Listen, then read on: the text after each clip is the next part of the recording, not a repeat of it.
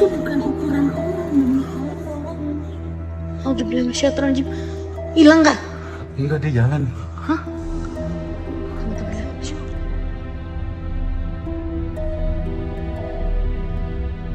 Tiba-tiba itu si Caca itu denger ada yang melantunkan lagu. Itu iramanya. Jadi kita udah tengok kanan kiri nggak ada ya, nggak ada. Gimana kalau kita ke atas gitu? Oke, kita ke atas berembang. Ternyata di situ ada si Kunti Bugel itu.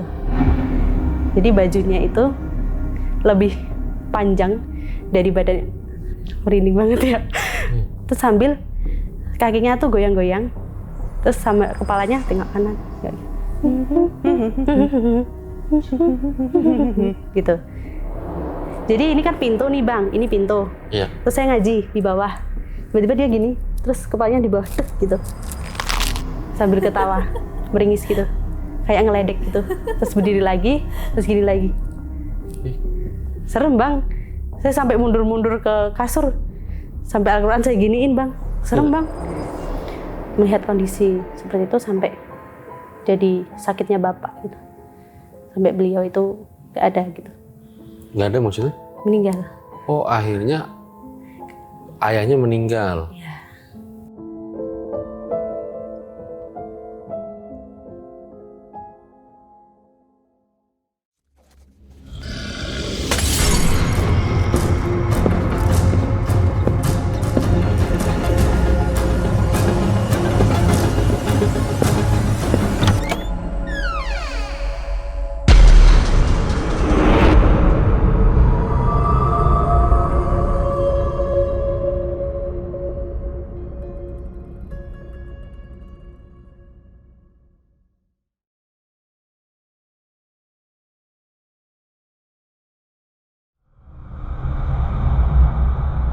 Jadi guys, ini sebuah kebetulan banget ya hari ini gue dipertemukan dengan seorang narasumber yang pernah ngirim cerita ke WARJL gitu. Yang ternyata rumahnya narasumber ini di Magelang gitu loh. Jadi pas gue ke Magelang, ya langsung aja dikontak. Nah, ternyata deket nih rumahnya, jadi langsung aja kita podcast. Jadi buat kalian, kalau misalnya lokasinya jauh gitu, terus kayaknya nggak usah ngirim cerita deh karena lokasinya jauh. Jangan gitu ya, karena siapa tahu gue lagi main ke kota kalian gitu, bisa kita podcastin ceritanya. Nah hari ini ceritanya sebetulnya menurut gue ketika gue baca kisahnya itu, jadi ada sosok-sosok yang ketika gue berimajinasi kayak, wow ini kayaknya gue baru pernah denger nih sosok-sosok kayak gini gitu. Ya nanti coba deh, kalau menurut kalian cerita kayak gimana boleh banget komen di bawah. Halo Mbak Nilam. Halo Mas Fajar. Makasih nih udah ngirim cerita ke RJL ya. Iya, sama-sama. Jadi dirimu tuh ngalamin kejadian horor nggak jauh dari tempat ini? Iya, betul sekali. Paling mungkin jaraknya 5 menit dari sini. Di situ saya tinggal bersama keluarga saya. Keluarga, lebih tepatnya keluarga suami. Nah, tinggal di situ kemudian sebenarnya awal-awal nggak ada kejadian horor Mas Fajar, tapi kemudian 1 minggu setelahnya banyak rentetan teror horor dari situ. Baru mulai ya? Baru mulai. Yang paling horor tempatnya di rumah Joglo itu menurutmu di mana? Di sumur sama di kamar mandi. Iya. Sama di kamar mandi? Iya. Itu sosoknya katanya kerangka tuh maksudnya gimana? Jadi sosok ini saya juga baru pertama lihat nih Mas Fajar selama ini. Mungkin kalau kita lihat template hantu-hantu yang di Indonesia itu pocong, kemudian kuntilanak. Nah ini saya baru lihat itu sesosok ini gitu. Ketemunya juga baru aja gitu. Yang kerangka tuh kayak gimana? Bentuknya itu seperti manusia, kakek-kakek tua, tapi itu kulitnya itu nempel sama kerangka tubuhnya itu. Pakai celana sobek-sobek warna hijau, badannya bungkuk. Kemudian rambutnya putih, kumisnya juga putih, jenggotnya putih, giginya hitam. Itu bentuknya seperti kerangka, makanya saya panggilnya itu kerangke gitu. Kerangke manggil. Iya, kerangke, kerangka kakek-kakek. Terus ada juga katanya kuntilanak tapi bogel gitu, maksudnya kecil gitu. Iya, saya juga baru lihat itu karena rata-rata mungkin yang kita lihat sekelebatnya itu normalnya seperti wanita gila, kemudian berjalan bajunya template-nya lusuh. Nah ini saya ketemunya itu kebetulan itu dia itu kecil gitu. Bahkan baju sama sosoknya ini lebih besar bajunya gitu. Kayak pakai baju kebesaran gitu. Sekecil apa itu? Kalau saya berdiri itu paling sesiku saya. Dan ternyata karena kejadian-kejadian horor ini, mohon maaf dirimu tuh katanya sampai keguguran. Iya, baru saja bulan lalu. Baru bulan lalu keguguran. Iya. Ya kita doain semua ya guys ya, semoga cepat isi lagi gitu. Amin, ya. Dan amin. lancar-lancar sampai lahiran ya. Amin, amin. Oke, ditahan dulu ceritanya Mbak Nilam. Oke. Nah, seperti apa kisah pada kali ini? Langsung kita mulai. Berikut adalah ceritanya.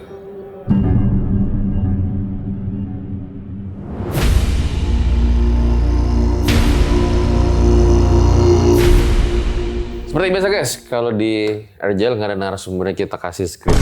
Oke, Mbak Nilam, boleh diceritain awal mula kisahnya kayak gimana ya?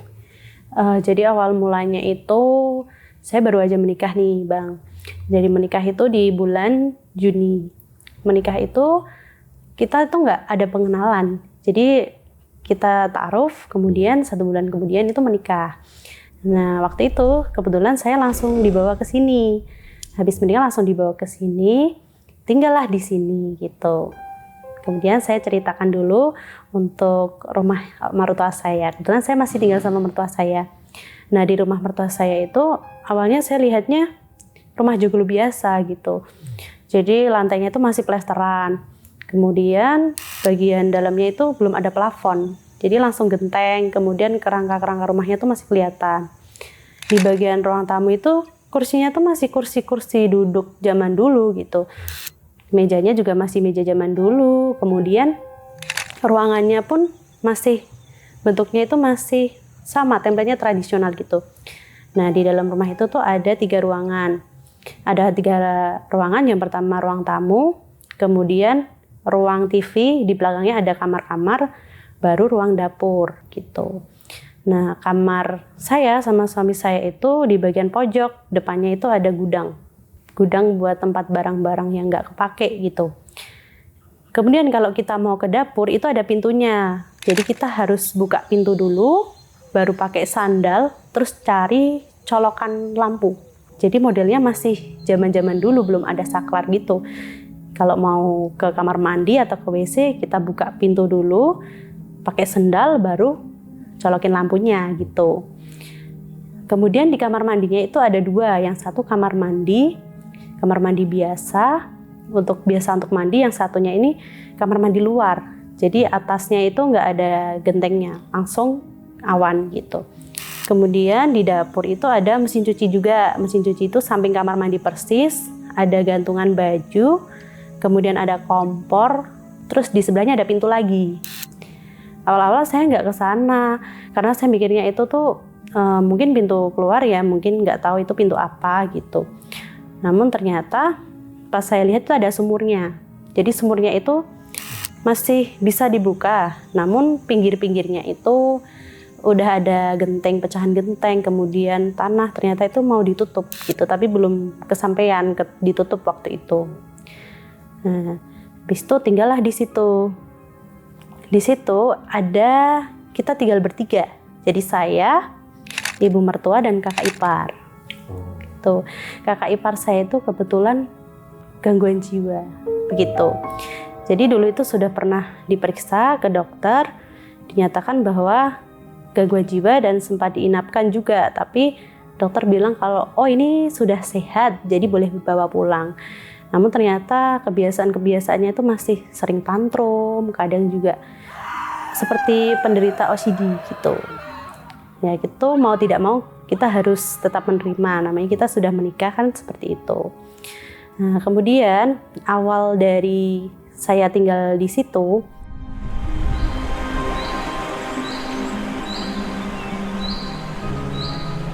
itu 1 minggu pertama itu saya merasa nyaman ya, walaupun rumahnya itu penerangannya masih minim, kemudian juga tempatnya itu juga ya maksudnya it's okay ya, walaupun penerangannya minim, kemudian banyak ruangan-ruangan yang kosong, itu tidak masalah gitu. 1 minggu saya tinggal di situ, tiba-tiba adik saya itu main di daerah gunung, terus mampirlah ke sini gitu. Mampir ke sini, Saya tanya, kenapa jam 10, setengah 11 ke sini, ada apa? Saya habis main, Mbak, nginep sini ya. Iya, boleh. Itu bertiga. Namanya sebut aja Anas, Bobby, sama si Caca. Nah, adik saya tuh yang Caca ini. Saya bilang, di sini udah nggak ada kamar, Cak. Kamu mau tidur di mana gitu? Di ruang tamu aja, Mbak, gitu. Akhirnya kursi-kursinya itu kita naikkan, terus kita gelar tikar tidur gitu.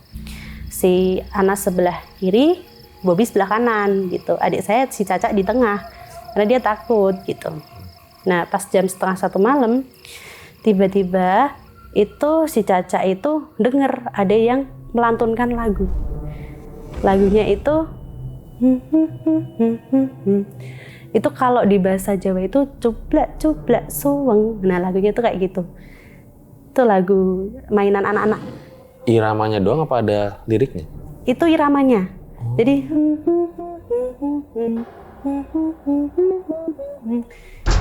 adik saya, ini kok ada suara gitu. Mungkin dia nggak berani nengok ke atas ya, dia cuma siapa ya, Anas udah nggak bisa dibangunin. Ya udah dia senggol Bobby. Bi bangun. Kenapa? Dengerin Bi, ada yang nyanyi gitu. Apa sih? Sambil kocok-kocok. Bi dengerin Bi, beneran ada yang nyanyi. Udah lah, tidur aja. Mungkin kita kecapean habis jalan-jalan, terus jadi tidurnya nggak fokus. Bi beneran dengerin gitu. Habis itu tiba-tiba si Bobby diem. Nah, nyanyinya itu kan tadi nadanya datar cuma. Nah, waktu si Bobby sama si Caca dengerin, tiba-tiba naik turun. Gitu. Nah, itu tuh tiba-tiba si Caca sama si Bobby langsung nge-freeze. Kita udah tengok kanan kiri nggak ada ya, nggak ada. Gimana kayak kita ke atas gitu. Kayak kita ke atas berempat. 1, 2, 3 ke atas.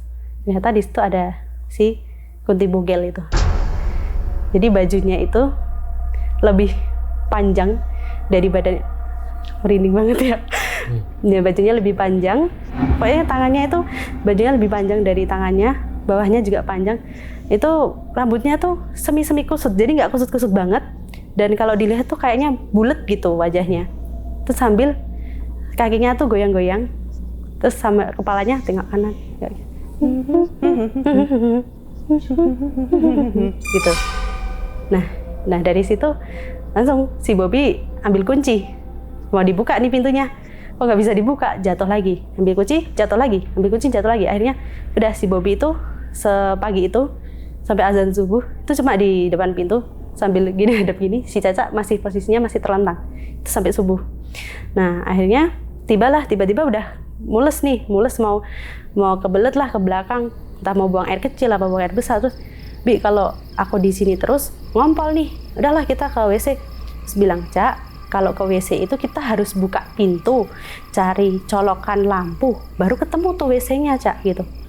Nggak apa-apa lah, Bi, daripada ngumpul di sini malu-maluin di rumah orang gitu. Oh ya udahlah, akhirnya si Caca sama Bobby bangun tuh. Oh, udah nggak ada nih, aman nih, Cak, gitu. Ya pokoknya bismillah. Gitu, akhirnya buka pintu.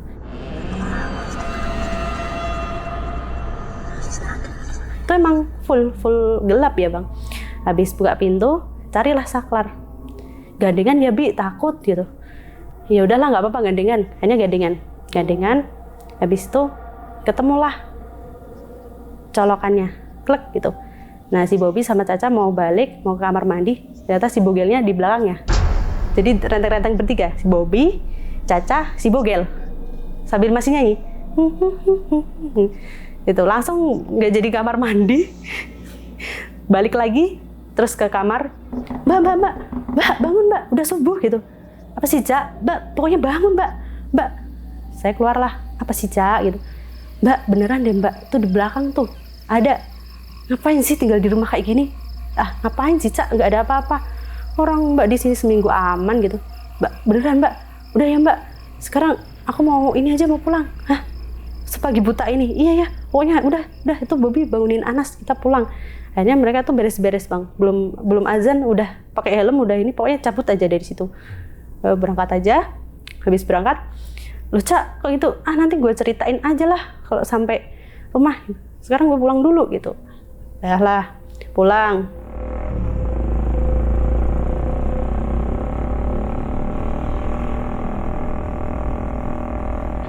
Pulang terus telepon. Mbak, beneran Mbak, aku nggak bohong kalau kali ini beneran rumah itu tuh nggak bagus, panas gitu. Terus si Bogel juga nggak pergi-pergi gitu. Ya udah, kalau nggak pergi-pergi ya gimana gitu. Ya udah yang sabar aja ya Mbak. Pokoknya kalau ada apa-apa, yang penting telepon aja lah, kita nanti siap jemput. Apaan sih Cak? Jadi orang tuh jangan negatif thinking lah. Nggak ada lah. Masih nggak gitu. percaya ya? Nggak percaya karena 1 minggu aman. Apa-apa. Aman, nggak apa-apa. Habis itu, nah tiba di waktu itu, sorenya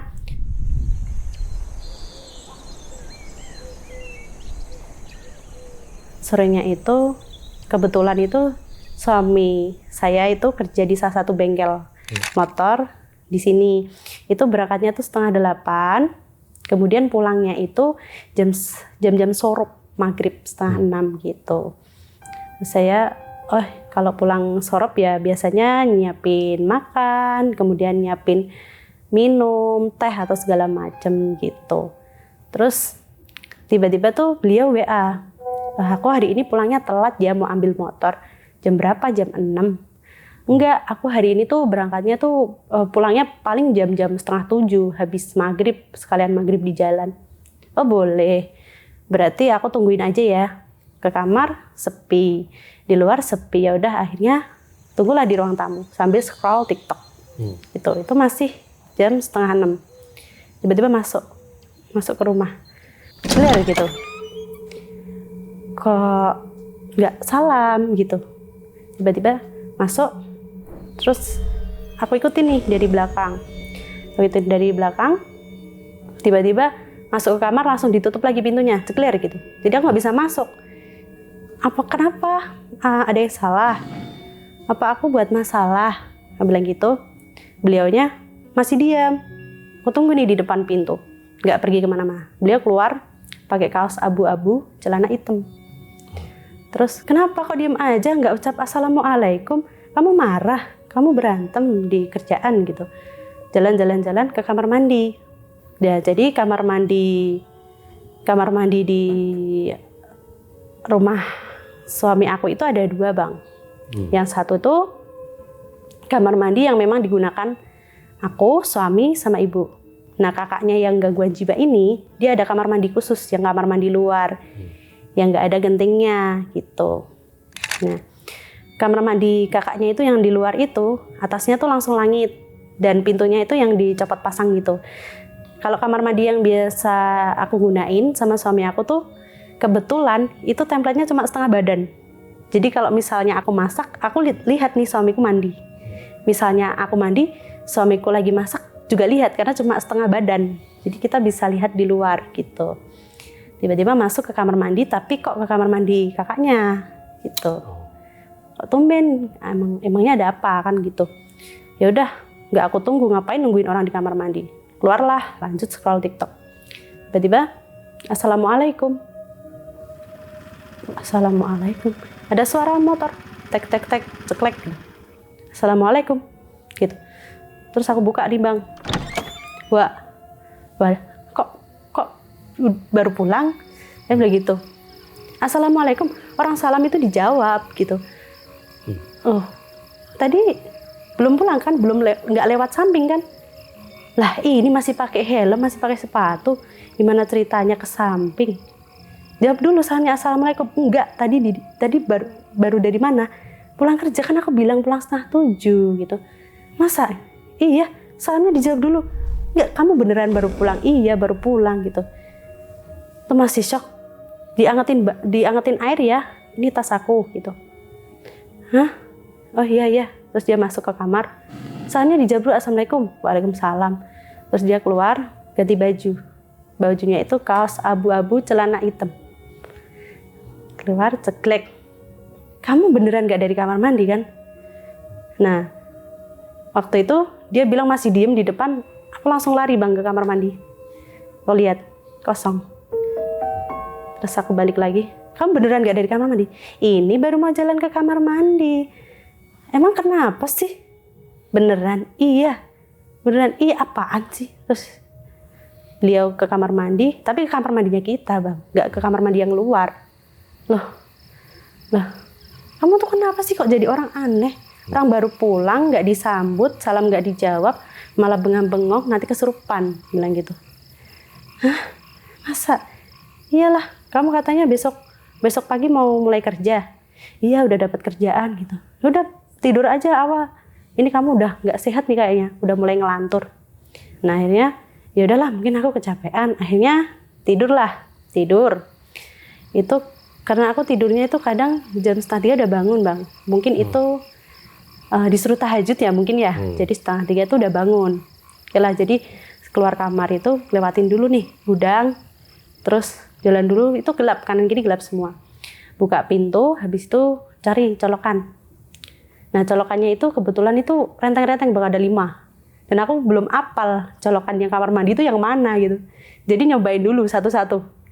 Oh jadi ada kabel gitu? Ya kabelnya 5. Nah terus yang kamar mandi yang mana ya gitu. Jadi cobain dulu satu, lepas pasang. Tiba-tiba ada yang gitu. Sudah. Siapa ya? Ini 2:30. Emang tetangga itu suka masak di jam mau subuh jam 4. Tapi perempuan kan biasanya kalau masak pun ada suaranya, Bu, ini dicuci, Bu, ini masak ini. Nah ini kok menggerak gitu. Gitu. Akhirnya nggak jadi nyari colokan kamar mandi, nyari colokan yang samping rumah. Udah cobain lagi, cobain. Akhirnya nemu nih satu colokan, jelek gitu.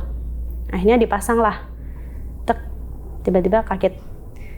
Jadi di situ tuh ada kordengnya pink, tapi kita bisa lihat di luar ada siluet apa. Nah itu pertama kali lihat siluetnya itu gitu, tangannya lagi dibuka, terus hadapnya pas di jendela itu tulang, dari siluetnya tulang manusia dan sedikit bungkuk gitu, dan masih menggerak gitu, masih diem. Itu di depan sumur, kalau samping pintunya udah ditali, nggak mungkin ada yang masuk. Ini siapa gitu. Terus mau nggak mau dibuka.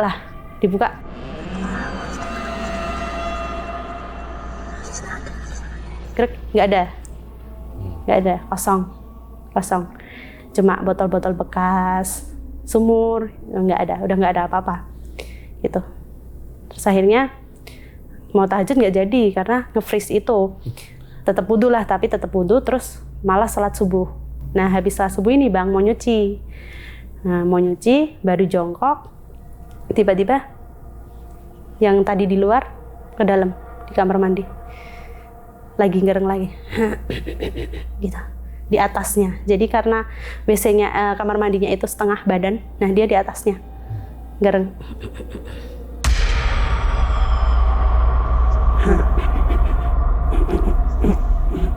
Bentuknya kerangka seperti kakek-kakek tapi tinggal tulang, ada kulitnya hitam, coklat semi hitam gitu. Celananya sobek-sobek, kukunya panjang hitam, ujungnya kuning, terus kumisnya itu panjang, jenggotnya panjang, rambutnya panjang warna putih semua, giginya hitam. Gitu. Matanya itu kayak mata apa ya, yang kayak mau copot gitu. Itu di situ.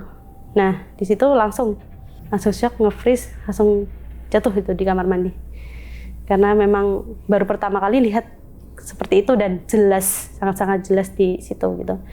Mikirnya ini masa iya aku habis lihat itu. Habis itu shock, jatuh kamar mandi, pingsan.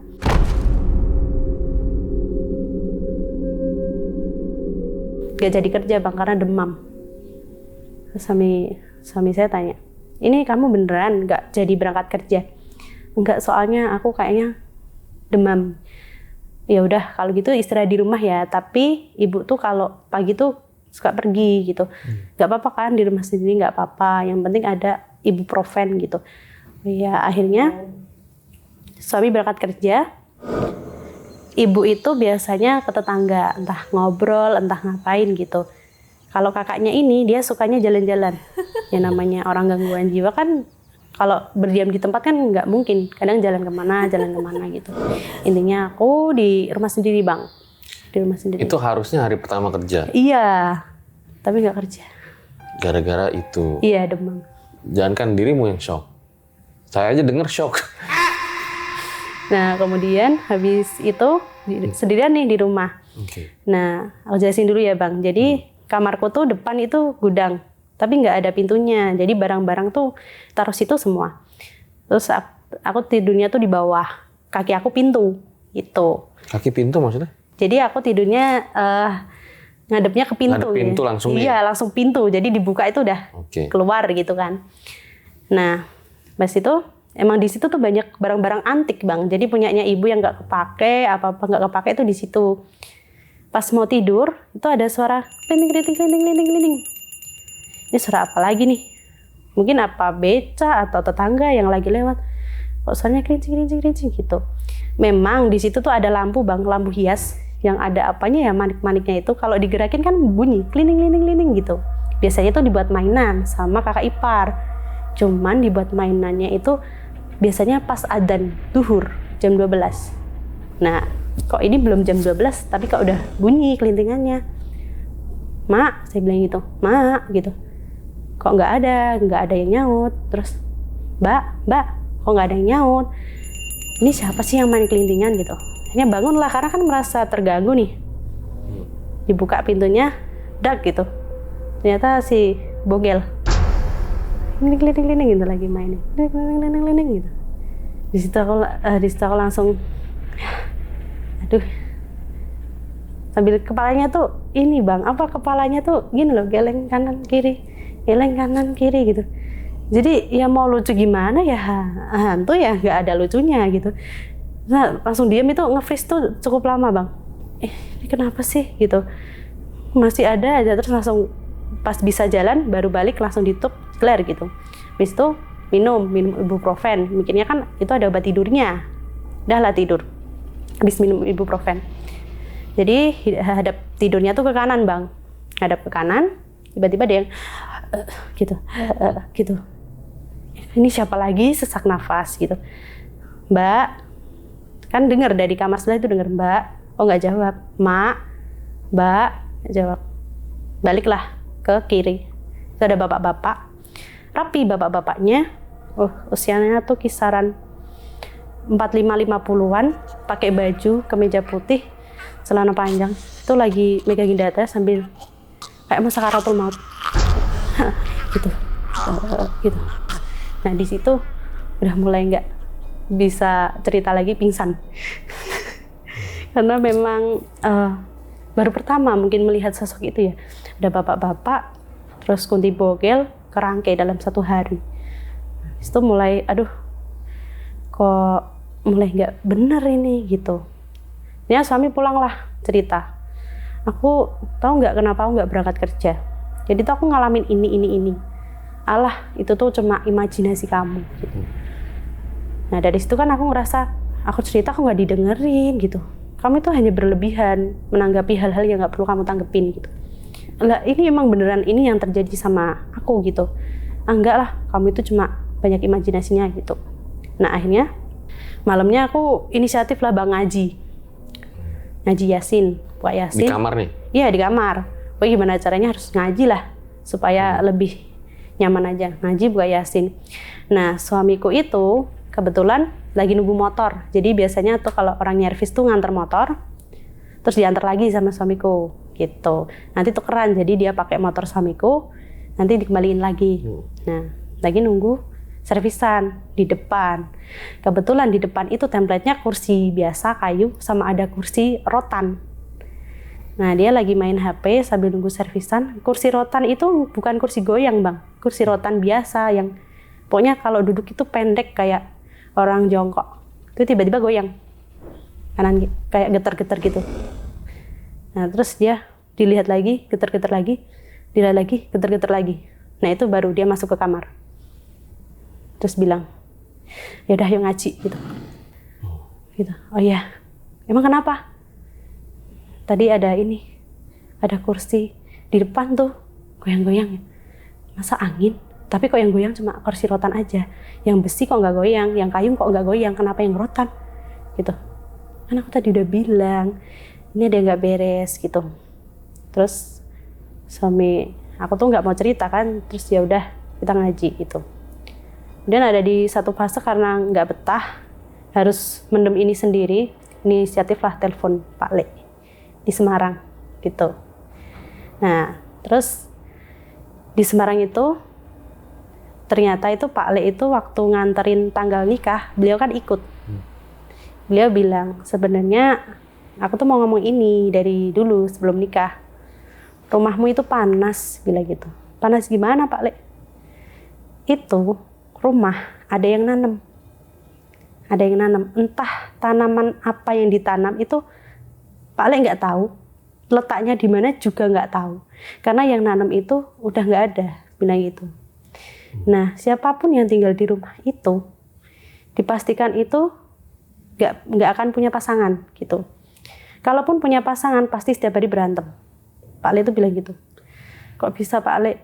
Sekarang lihat, ya Amit nyuwun sewu ya, Mbak, kakak iparmu yang pertama, gangguan jiwa, bilang gitu.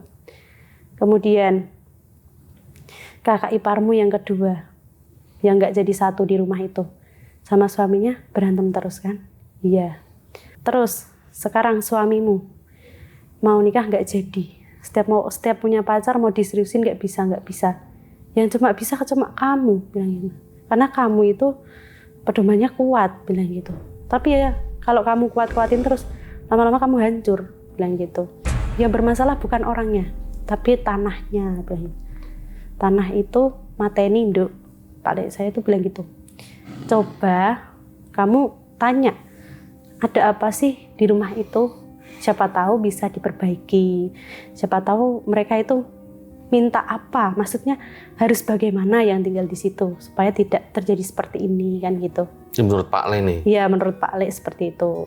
Coba kamu tanya, kamu cerita sama ibu mertua, kamu tanya ke tetanggamu ada permasalahan apa gitu. Akhirnya dari apa yang saya dapat dari Pak Le itu, kemudian saya verifikasi lah sama tetangganya. Oh ya emang bener kayak gini gitu. Ternyata versinya juga beda-beda. Ada yang cerita dari versi kenapa kakaknya bisa jadi seperti itu. Ada yang cerita versi yang lain. Saya tanyalah sama ibu mertua di depan rumah itu, Bu sebenarnya rumahnya ini kenapa ya? Kemarin saya ngalamin hal seperti ini gitu. Nah terus ibu cerita, sebenarnya tuh rumah ini itu niatnya tuh nggak mau ditempatin gitu. Jadi cuma dibikin, lalu udah dikosongin gitu. Nah habis itu, nah terus ibu tuh bilang gini, kamu tahu nggak kenapa setiap mau tidur ibu selalu bilang baca ayat kursi 7 kali, baca surat ikhlas 7 kali, al-fatihah 7 kali, anas 7 kali. Tapi kamu selalu ngeyel sekali aja Bu, udah cukup gitu. Ya ini karena memang kadang masih ada gangguannya gitu. Ibu tuh nggak tahu dulu itu entah ada yang rebutan sama tanah ini atau gimana, terus ditanami. Jadi siapapun yang menempati rumah ini tuh biasanya banyak problemnya gitu. Nah ternyata kejadian lah rumah ibu itu ada yang nanem gitu, tapi ibu sendiri juga nggak tahu yang nanem tuh siapa gitu. Om ini menurut ibu mertua? Iya, nah ibu mertua itu punya kenalan lah orang yang bisa gitu. Nah itu memang jawabannya pun sama seperti Pak Le. Ini tuh ada yang nanem gitu.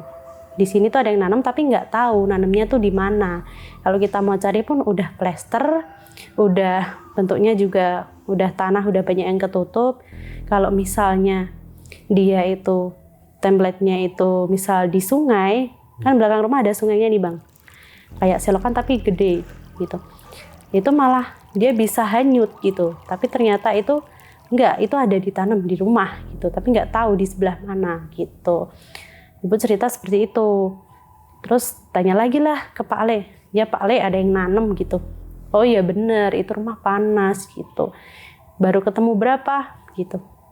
Kemarin si ini sama si ini. Oh ya udah banyak itu, besok ada lagi tuh besok, Pak Le bilang gitu. Besok pasti kamu nemuin lagi yang lebih aneh, bilang gitu. Jangan gitulah Pak Le, ini gimana solusinya ya? Pak Le nggak bisa bantu. Kalaupun mau ke sana pun nanti Pak Le dikira aneh-aneh nih, tiba-tiba masuk ke rumah orang, terus membuat ritual kayak gitu, nanti kan dikira aneh-aneh gitu. Apalagi suamimu kan masih setengah-setengah percayanya, antara percaya dan nggak percaya.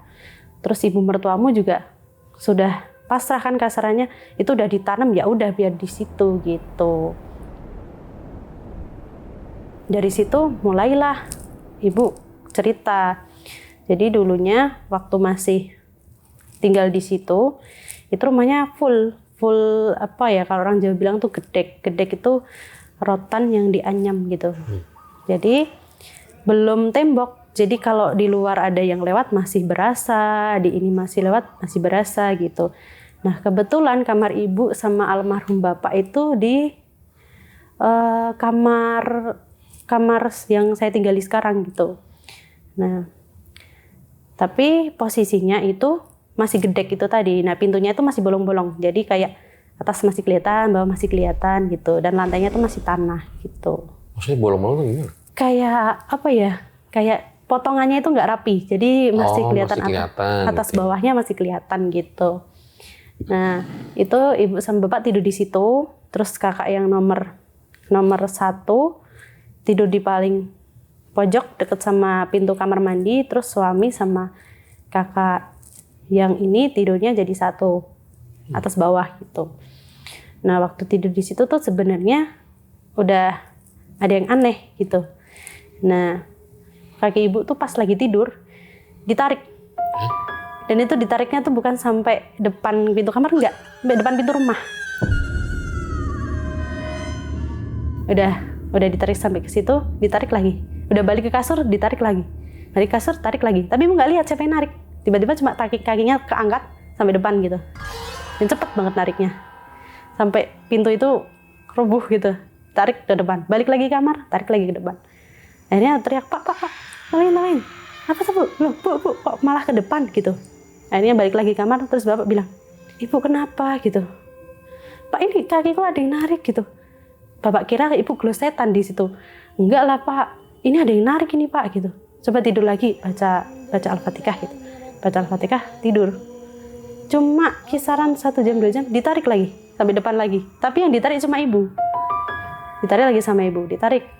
Balik lagi kamar, ditarik lagi. Akhirnya bapak itu inisiatif buat ganti pintu. Pintunya udah nggak rotan lagi, diganti sama kayu. Mungkin mikirnya bisa ditarik karena kakinya itu rotan, terus rotannya ditabrak gitu. Gantilah pakai pintunya pintu kayu. Udah normal, tidur lagi. Ibu ditarik tapi cuma sampai depan pintu kayu. Masih ditarik sampai depan pintu kayu, ditarik depan kayu. Balik lagi, ditarik lagi. Balik lagi, ditarik lagi. Itu kejadian itu sampai berhari-hari katanya ibu. Sampai pegel semua katanya. Terus Pak, Bapak bisa ngelihat nggak yang narik ibu siapa? Nggak tahu Bu, Bapak nggak bisa lihat gitu. Coba Bapak cari orang pintar gitu. Atau orang bisa gitu. Nggak bisa Bu. Kalau ini mungkin ibu itu ngelantur atau gimana, tidurnya jalan. Mikirnya kan gitu. Tapi kan ini kakinya ngangkat satu gitu. Tapi ngerasanya kayak ditarik gitu. Ditarik. Kenceng gitu. Kenceng. Sampai depan gitu. Dan itu biasanya posisinya Bapak pas lagi mau tidur. Lagi udah mau kelas gitu, teriak Pak gitu. Terus Pak gitu. Bapak nggak lihat. Jadi tahu udah di bawah. Udah sampai depan malah. Udah lagi sampai depan rumah pekarangan gitu. Nah akhirnya yaudah Bu, ibu tidur. Bapak tungguin lah gitu. Udah ibu tidur, Bapak nungguin. Dilihatin nih siapa yang narik. Nggak ada yang narik. Loh, nggak ada, ibu nih emang bercanda gitu.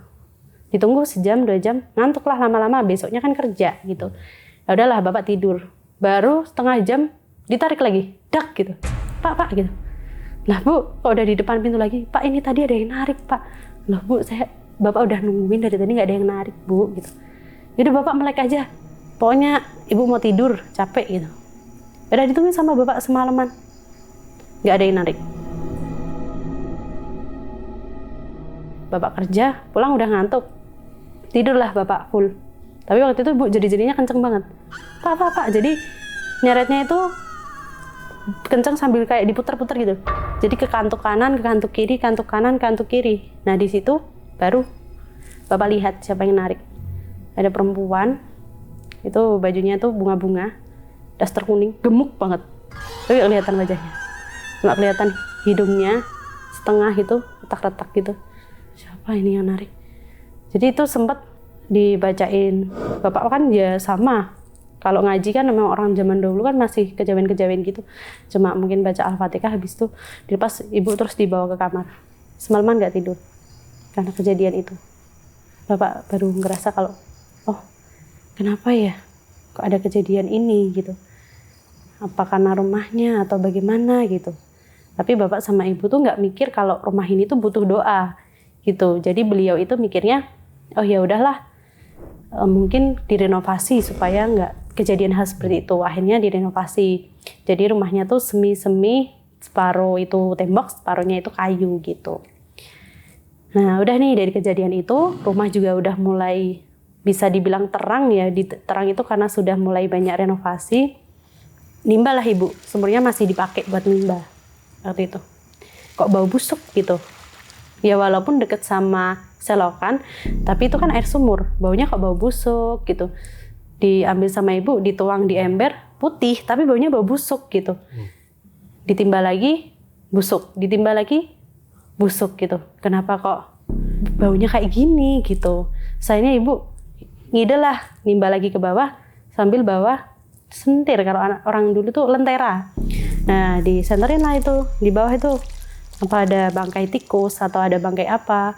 Setelah dilihat itu ternyata, jadi ember timba, itu kan ada talinya. Nah, di talinya itu ada yang gantung, itu boncel.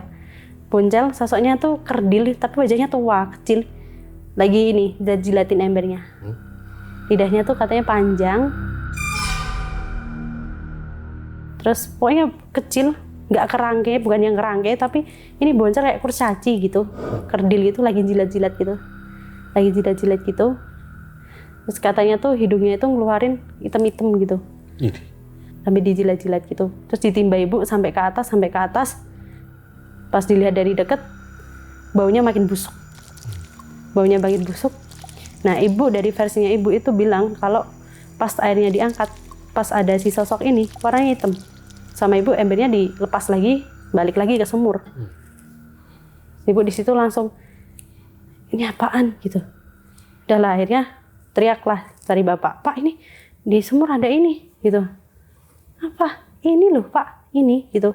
Ini apa? Ini loh di bawah ada ini. Terus bapak lihat, nggak ada Bu, nggak ada apa-apa. Beneran Pak tadi ada ini gitu. Nggak ada Bu, itu mungkin imajinasinya ibu aja gitu.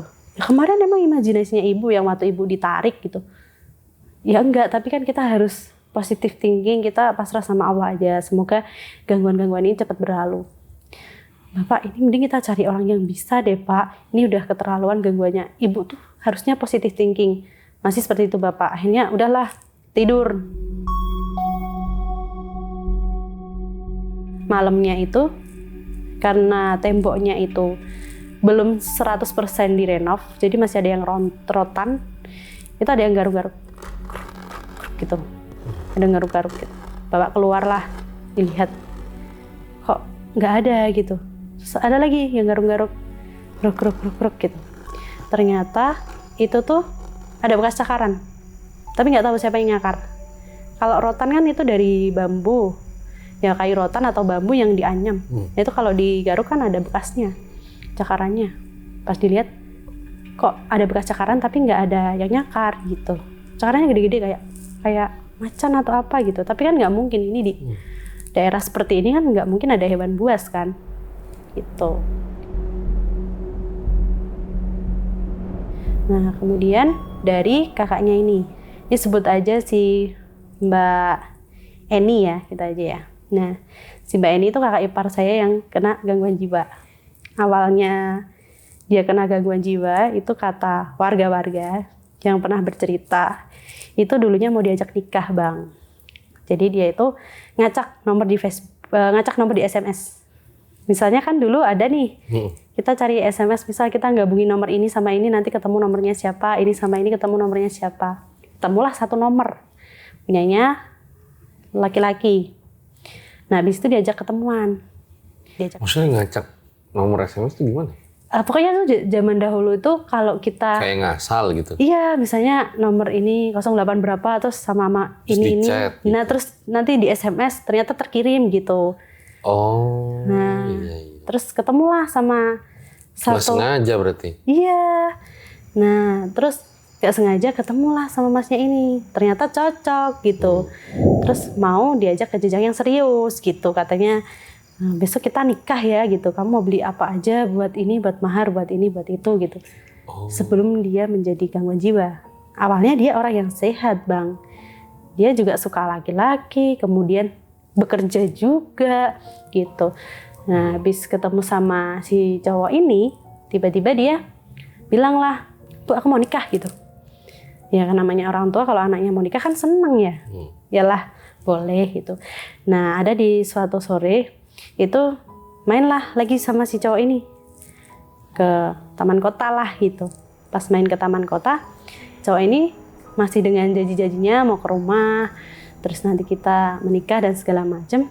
Ternyata diambil tuh mas-masnya HP, pokoknya HP, kalung, gelang diambil semua, dibawa kabur. Nah dari situ dia jerit-jeritan, stres gitu. Entah stresnya tuh mikir karena oh jodohku itu pergi meninggalkan aku atau emasnya hilang, nggak tahu ya, stresnya antara dua itu mungkin ya. Jadi kepikiran.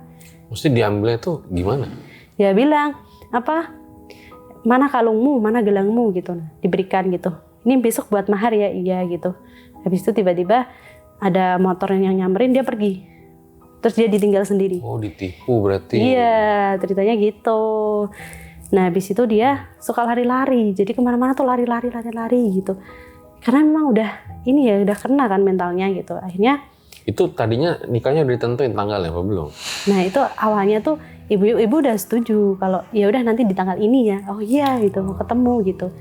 Nah, terus mungkin kanan batin juga ya udah dapet tanggal, aku udah percaya nih sama cowok ini, tapi ternyata ditipu kan, mungkin jadi arahnya ke sana kan, udah lari-lari segala macam, akhirnya ternyata nggak jadi, sampai dibawa ke rumah pun dia masih linglung, suka lari-lari, suka pergi kemana-mana, suka jerit-jeritan, suka ngamuk-ngamuk gitu. Lari-lari tuh lari kemana?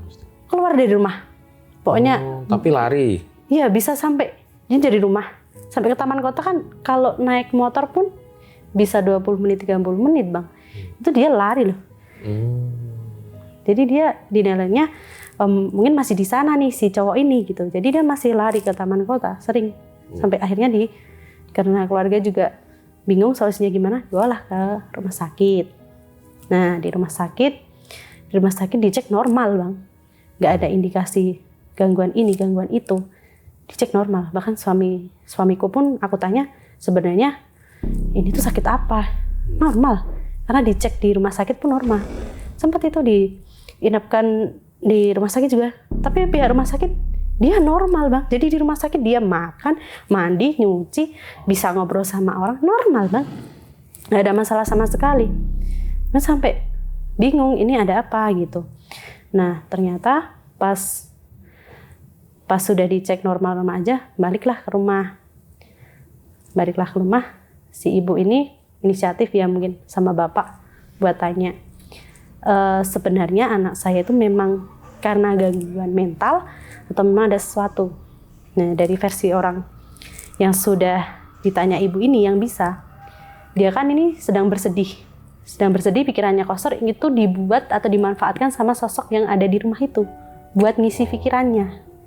Kan sosok itu jadi seneng nih. Nah berhasil nih kita satu rumah ini ada yang nggak bisa dapat jodoh nih. Tuh. Ya udah akhirnya dari itu dia mau bilang mau disembuhkan ke gunung manapun nggak bisa. Karena yang menghuni di rumah ini tuh lebih lama dan dia tuh lebih ibaratnya tuh lebih tinggi ilmunya daripada yang ada di mana-mana gitu. Itu kiri kanan rumahnya apa? Kiri kanan itu rumah tetangga. Tapi deket-deketan nggak? Dekat, cuman hanya ada 3 rumah itu. Yang lainnya jauh. Yang lain sisanya apa? Kebun, bukan kebun ya, tanah lapang. Biasanya buat apa? Kandang ayam. Kalau nggak buat, pokoknya kosong, tanah kosong gitu. Sampai sekarang nih? Sampai sekarang, gitu. Nah, akhirnya karena kondisi anaknya seperti itu, sudah dibawa ke rumah sakit, katanya normal. Dibawa ke orang pinter pun, jawabannya mau dibawa sampai ke gunung manapun nggak bisa karena memang problemnya di rumahnya sendiri. Kalau yang ditanam itu bisa ketemu, pasti ada jalan gitu. Nah akhirnya melihat kondisi seperti itu sampai jadi sakitnya bapak gitu, sampai beliau itu nggak ada gitu. Nggak ada maksudnya? Meninggal. Oh akhirnya ayahnya meninggal. Ya, karena kan melihat kondisinya udah dibawa ke sana, bawa ke sini, mungkin kan juga kecapeannya, berobat ke sana, berobat ke sini nggak ada hasilnya, akhirnya meninggal. Itu berarti momen itu kakak ipar diajak ngobrol saat itu ya? Iya. Udah nggak nyambung gitu ya? Yang nyambung jerit-jeritan, bahkan sampai segala macam dibanting gitu, sampai katanya dari versi itu ada yang sampai keluar itu sampai bajunya itu disobekin gitu. Hah? Disobekin sampai kelihatan. Maksudnya dia keluar? Sambil jalan sambil nyobekin gini. Oh. Sampai separah itu gitu. Makanya kan nah dari si orang bisa ini bilang karena beliau itu memang terganggu mentalnya. Cuman ada yang ini nih, ada faktor lain di rumah itu sendiri gitu. Sebenarnya dia nggak separah itu. Dan itu jadi kebiasaan dia. Jadi Bang, kalau setiap malam Jumat jam 1 malam itu dia biasanya mandi, habis itu ketawa-tawa sendiri gitu, terus nari-nari di kamar mandi sambil mandi gitu setiap malam Jumat. Dan itu di hari Kamisnya itu dia suka marah-marah sendiri, pergi kamu dari rumahku, kamu ini suka tantrum gitu kalau hari Jumat sama malam Jumat. Nanti kalau dia udah mandi, selesai mandi, balik aja Bang, udah nggak mengganggu satu sama lain. Tuh, kemudian sempat di rumah ibu itu ada saudaranya yang hamil. Itu dia karena ibu orangnya juga ya daripada nggak ada yang ngurus kan, yang hamil itu disuruhlah ke rumah ibu dirawat gitu. Nah, yang hamil ini dirawat sama ibu. Nggak tahu sebab musababnya apa, dia mengalami hal yang sama kayak anaknya. Tiba-tiba jerit-jerit sendiri, tiba-tiba lari-lari sendiri, ketawa-ketawa sendiri, ngomong-ngomong sendiri, berangkat keluar sambil nyobek-nyobekin baju. Iya, nggak ada sebab musababnya.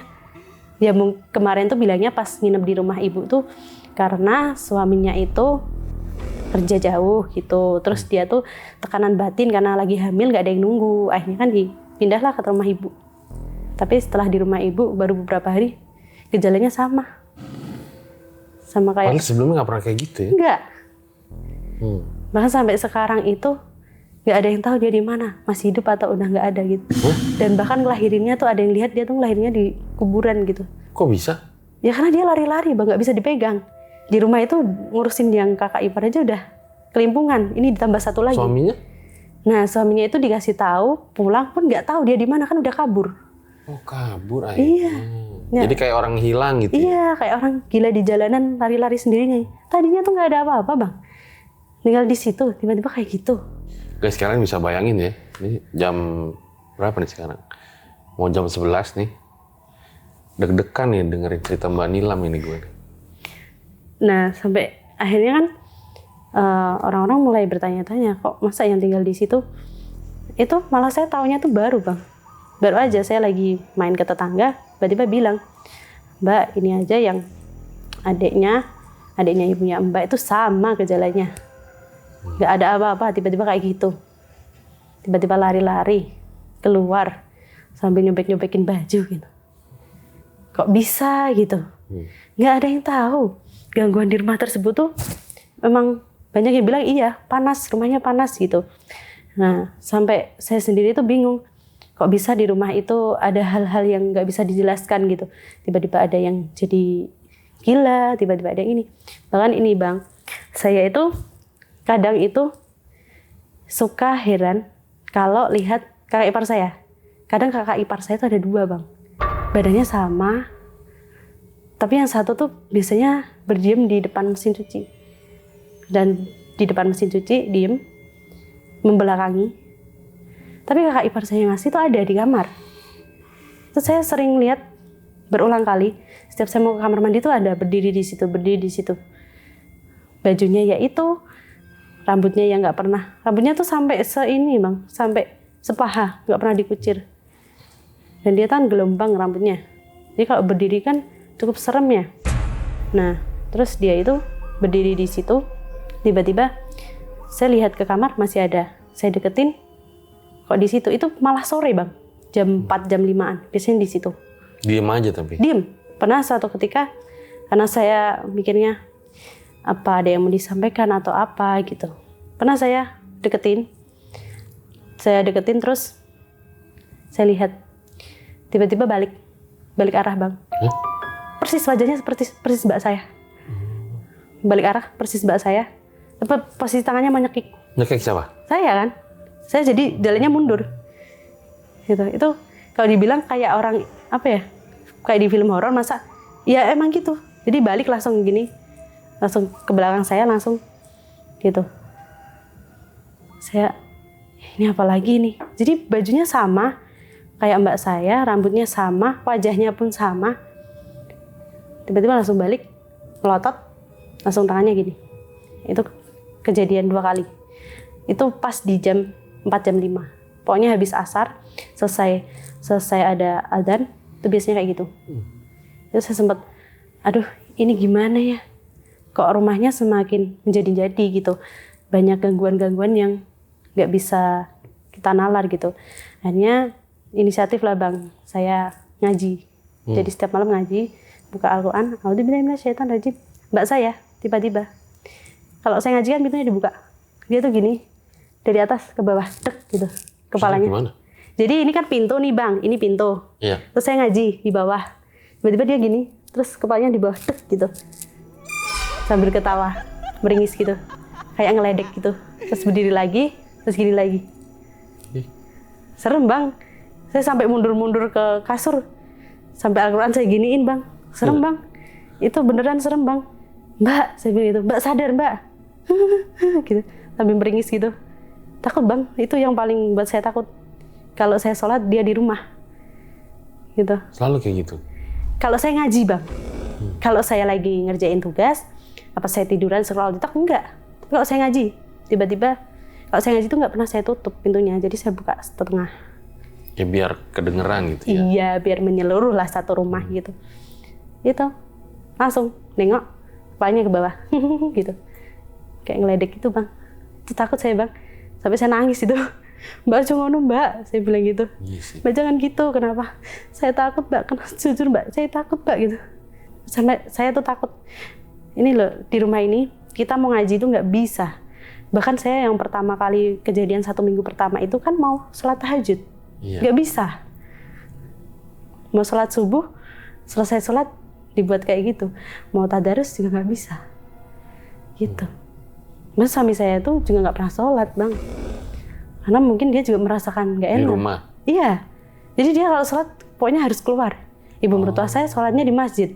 Jadi rumahnya tuh... Jadi nggak pernah di rumah semua orang sholat? Iya, saya juga sekarang di tempat saya kerja sholatnya. Sama? Iya, nggak berani bang. Jadi kita misalnya Allahu Akbar, nanti dia tiba-tiba cuma diem bang.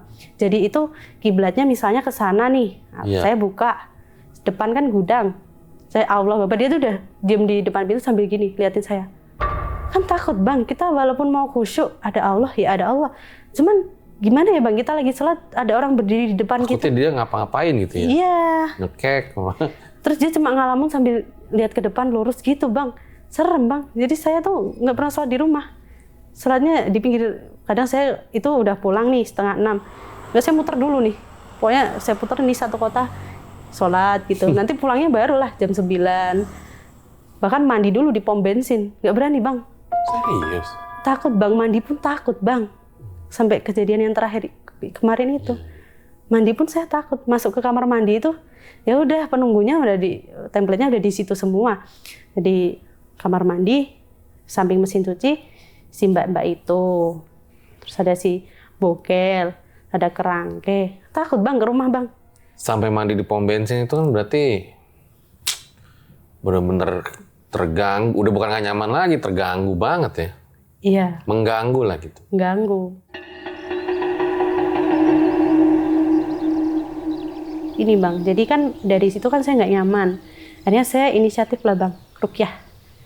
Ruqyah sendiri gitu.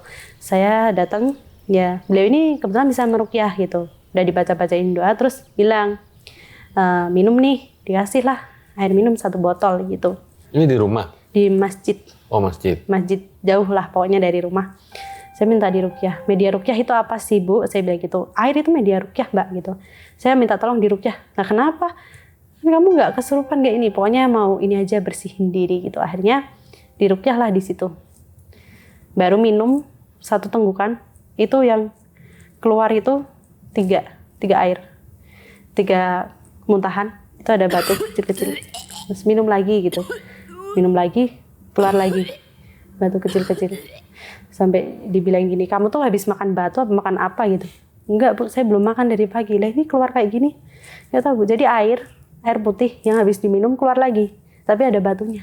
Oh, batunya kecil-kecil. Ya, batunya kecil-kecil. Terus ibunya bilang, dibungkus, taruh di air aliran yang mengalir gitu. Tapi jangan dibawa ke tempat-tempat yang kayak misalnya kamu ke gunung atau kemana gitu. Jangan juga diselokan gitu. Pokoknya cari tempat yang bisa kamu buang gitu, tapi tidak mengganggu. Karena ini tidak mengganggu, ini kan kotoran, tidak ada yang memiliki gitu. Akhirnya saya ambil, Bang, saya ambil. Nah, kebetulan itu teman saya bilang, teman yuk, TikTok ke sini ya gitu. Akhirnya saya bawa, Bang. Saya bilang saya mau ini dulu, mau wudu gitu. Saya wudu di tempat itu, air terjun, Bang. Terus saya berdoa, saya buang itu di situ. Habis saya buang, muntah lagi, Bang, 3 kali. Tapi sudah bersih muntahannya gitu. Saya bilang, Bu, saya sudah lebih enakan gitu. Ya alhamdulillah kalau sudah lebih enakan. Setelah diruqyah itu. Iya, diruqyah itu. Nah, sampai akhirnya dirimu hamil. Itu saya mah nggak tahu, Bang. Saya nggak tahu kalau saya itu hamil 2 bulan. Saya tahu setelah saya USG dan anak saya itu sudah pecah-pecah. Udah kayak apa ya, kayak daging dicincang-cincang gitu loh, Bang. Nah, itu tuh saya sering lihat si kerangke ini. Itu suka di belakang saya sambil gini, Bang. Gitu. Ngendus-ngendus belakang saya tuh sampai gitu. Tapi saya nggak tahu karena mikirnya ya mungkin si itu memang sukanya ganggunya seperti itu, Bang. Karena saya nggak tahu kalau saya hamil, Bang. Belum tahu hamil nih. Belum tahu hamil. Nah, tiba-tiba dia itu biasanya berdiri, Bang, di atas. Kan kamar mandiku kan setengah itu, Bang. Dia berdiri di setengahan batakonya. Tiba-tiba dia turun, Bang. Buk gitu, ada suaranya kayak kaki debuk gitu. Nah, tiba-tiba tuh dia dari belakang saya gini. Tangannya tuh gini. Terus wajah saya diginiin, Bang. Iya. Itu jam berapa ya? Jam 11 malam. Itu perut saya langsung panas, Bang. Kayak kebakar. Terus saya keluarin darah. Saya mikirnya ini menstruasi mungkin gitu. Itu pendarahannya itu hampir kurang lebih itu 4 hari, Bang. 4 hari pendarahan. Pendarahan. Habis itu saya masuk ke beberapa klinik, itu ditolak. Akhirnya saya dibawa ke IGD. Terus dilarikan ke Objin. Habis itu dilihat ada penyakit apa atau apa gitu. Nah, pas dilihat ternyata ada janinnya tapi udah kayak terpotong-potong banyak gitu loh, Bang. Nah gitu. Terus habis itu saya pulang. Posisi ya, itu masih di dalam perut. Saya pulang ke Semarang, saya mau bed rest di Semarang, saya bilang gitu. Sampai Semarang saya berobat, minum obat, itu langsung keluar semua, Bang. Pecahan-pecahan itu terus saya peluk, saya nangis. Bapak saya bilang, mau makan berapa lagi? Gitu. Maksudnya, Pak, bilang gitu. Iya, itu mau makan berapa lagi? Anakmu lo sudah dimakan, besok kamu. Gitu. Kamu kuat, kamu bisa, pondasimu kuat, tapi anakmu nggak kuat, Bapak gitu. Kalau kamu mau selamat, kamu mau punya anak, kamu mau hidupnya tentram, kesini gitu. Menakutkan di sini, tapi kita punya pagar yang kuat. Satu rumah ini ngaji, satu rumah ini sholat. Bahkan memang di rumah saya di Semarang itu ada musholanya di dalam rumah, Bang. Kita pondasinya kuat, kita yakin kita bisa. Kalau di sana kamu pondasinya cuma kamu, harus pondasi berapa orang, 3 orang, ya kamu nggak kuat. Mau habis berapa lagi? Ini sudah 1, jangan besok terulang lagi. Tapi bapak saya bilang, kalau besok sudah isi, silahkan pulang ke Semarang. Saya nggak mau terulang lagi. Jadi memang suami itu tinggalnya setiap hari di sana ya. Atau setiap hari di sana? Iya, saya juga setiap hari di sana. pulang juga di sana. Cuman memang suami itu lebih banyak di bengkel. Dia pulang itu kalau mau tidur. Oh, mau tidur toh? Iya, misal jam 11, jam 12 gitu. Nanti pagi habis subuh udah berangkat lagi. Gitu. Jadi di rumah itu tuh kadang-kadang, makanya dia nggak pernah ngalamin hal itu mungkin ya. Jarang bahkan. Iya. Oh gitu ya? Iya. Jadi dirimu ngalamin hal seperti itu. Ini pulang langsung ke sana lagi? Iyalah. Paling nanti langsung ambil wudhu, masuk kamar. Udah nggak berani ke sana. Wudhunya di luar aja.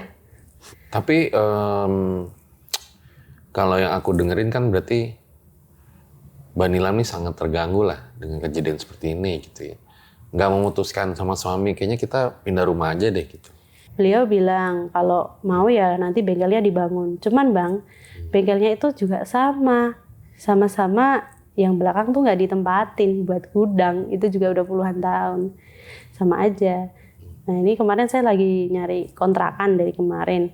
Tapi suami saya belum ACC, mau nggak ini di sini? Ini udah dapat murah gitu. Enggak, aku masih nyaman di rumah gitu. Soalnya kalau ninggal ibunya takutnya kakaknya tantrum. Alasannya kan gitu. Jadi memang sekarang tinggal ada kakaknya dan Ibu. suami. Ya ada ibu juga. Nggak ada yang lain lagi berarti ya? Nggak ada, cuman kita aja gitu. Tapi udah nggak nyaman, makanya saya pulang itu muter dulu kamar mandi, makan dulu atau mandi dulu. Tapi emang susah sih, maksudnya aku kan nggak tahu ya, maksudnya keluargamu kayak gimana gitu ya. Tapi emang kadang bagi seorang laki-laki gitu ya, nggak bisa juga misalnya disuruh pilih antara ibunya apa istrinya gitu, karena kan ya ibunya juga banyak berjasa besar buat dirinya gitu kan. Nah begitu juga dengan istrinya gitu. Nah itu pilihan yang sangat sulit itu. Nggak bisa tuh disuruh pilih salah satu gitu. Mungkin itu juga kalian dirasain sama suami. Iya. Kalaupun nanti ninggalin ibunya mungkin dipikir gimana nanti gitu. Iya, ninggal istrinya, istrinya gimana gitu kan. Iya. Tapi harapan dari dirimu apa? Dari seluruh rangkaian kejadian yang dialamin gitu. Harapannya sih kalau dari saya pribadi nih ya Bang, kalau ada rezeki sedikit-sedikit itu kita mulai rombak rumah, kemudian sesekali kita ngadain rutinan mungkin ya Bang. Pengajian. Iya, supaya rumah itu tuh lebih asri gitu, lebih hidup. Setidaknya kan ternetralisir walaupun cuma sebulan sekali atau 2 bulan sekali gitu kan, ada lantunan ayat-ayat gitu. Jadi paling enggak itu hal-hal kayak gitu tuh bisa agak mending lah Bang, nggak masuk ke dalam gitu. Kalau ini kan udah masuk. Dan bikin kamu kena mental juga gitu. Iya. Sempet. Soalnya pasti nanti setelah kejadian ini, pasti banyak yang minta komen supaya aku nginep di rumahmu pasti. Mau dicobain boleh gitu. Nanti banyak jump scare-nya sih. Oh gitu ya? Iya, kadang itu malah yang mau nginep gitu yang biasanya kena Ini jump jarak scare. kita udah cukup dekat loh dari rumahnya. Iya, kebanyakan jump scare gitu. Jump scare ya? Iya. Saya sampai hari ini suka kaget di rumah sendiri. Oke. Udah ini loh Pak, udah 7 bulan. Masih sering kaget gitu. Ada aja gitu. Ya guys, jadi udahlah, lu jangan komen banyak-banyak kayak gitu ya. Karena gue nggak tahu nih, gue nggak janji yang di episode ini ya. Tapi ini yang mungkin para lang Arjel Satset pada mau nanya gitu. Sebenarnya tuh nanam apa gitu? Ya nggak tahu ya, orang zaman dahulu kan mungkin kayak rebutan tanah ya mungkin. Ini tanahnya pokoknya punya keluarga si ini, nggak boleh dijual atau nggak boleh diapa. Terus ditanamlah sesuatu yang buat siapa aja yang mau nempatin tanah ini itu nggak betah gitu atau nggak bisa gitu. Oh, jadi kayak gitu ya? Iya, jadi nanti akan balik ke yang punya yang pertama gitu. Ya udahlah, paling kita doain aja semoga Mbak Nilam ya, para lang Arjel Satset bisa cepet isi lagi, terus lancar-lancar sampai hari H, terus jangan stres-stres lagi nih kalau di rumah. Semoga segera ada solusinya lah gitu ya, ketemu misalnya apakah memang harus pindah bareng-bareng atau gimana, ya semoga yang terbaik lah. Makasih Mbak Nilam ya udah bercerita di RJL. Nah buat kalian kalau misalnya juga punya cerita yang sama atau pengen ngasih solusi, kayaknya pernah ngalamin kejadian kayak Mbak Nilam, boleh banget komen di bawah. Nanti siapa tahu Mbak Nilam juga baca komen-komen dari kalian. Ambil baiknya, buang buruknya dengan kisah-kisah seperti ini. Jangan malah menjadikan kalian takut, akan tetapi kalian harus yakin dan percaya dengan kebesarannya. Gue Fajar Aditya, RJ5 undur diri. Ciao.